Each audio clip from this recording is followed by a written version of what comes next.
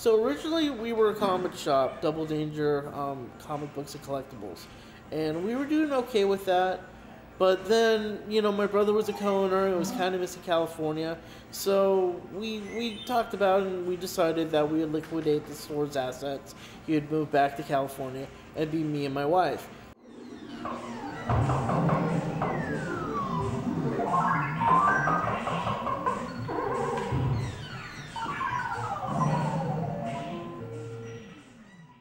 And instead of getting, 9-to-5 jobs, we decided to try it again. So we reopened as Puff and Stuff Gifts and Collectibles, which was a toy store, a novelty store. It catered to all types, artists to kids. And then when we moved out of Minneapolis, we moved to Plymouth. And we still had all our stuff in storage. So we opened that up, and I had a couple arcade machines at Donkey Kong and Donkey Kong Jr., and we were getting a lot of people coming in, and, it stopped from being kids to adults that wanted to play these games. And I talked to my wife, and from there we said, maybe we're in the wrong business. Maybe we should start an arcade.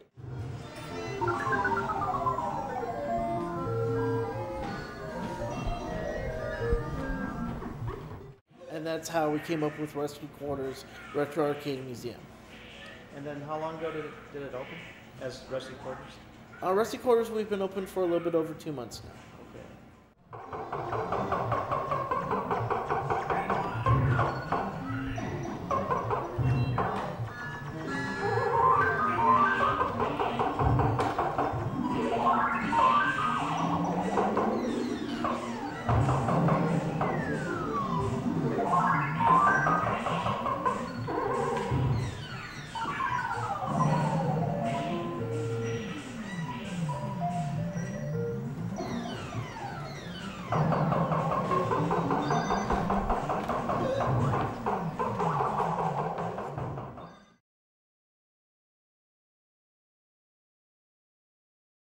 So the funny part is that one of our first customers was David Hansen, and he'd come in and hang out, and we'd talk, and he really enjoyed playing the video games here. Really enjoyed playing Donkey Kong. His goal is he wants to be one of the top 10 people that have the high score on Donkey Kong. So he goes to all kinds of places that have the original Donkey Kong machine. Unfortunately, in Minnesota, there's only a couple of them that are still left in good mint condition. And we didn't know this at the time.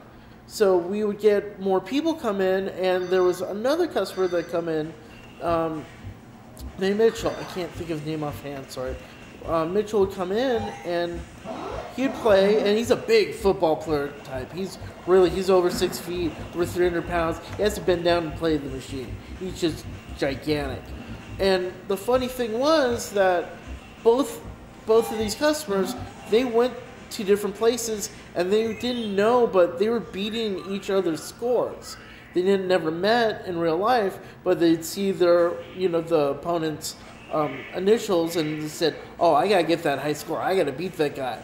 And it wasn't until they actually came to Rusty Quarters they actually met one another. And it was funny because they both got to meet not their arch nemesis, but this fantasy person that in their head was their villain, the person that they had to top. And now, the funny part is we started with one Donkey Kong machine, and now we have 2 Donkey Kong machines, and when David and Mitchell come in, they stand next to each other and talk about their day and what's going on and any tips that they might have. And it's really funny because right now he has a Donkey Kong machine that is being repaired, which I'm helping with. And David and Mitchell always talk, and now they're hanging out at Mitchell's house every once in a while, playing that machine, and now they're really good friends. And I think that's something that's really, really neat, something that's kind of magical, and something that you don't get to see, today. Because, people don't interact that way anymore with video games.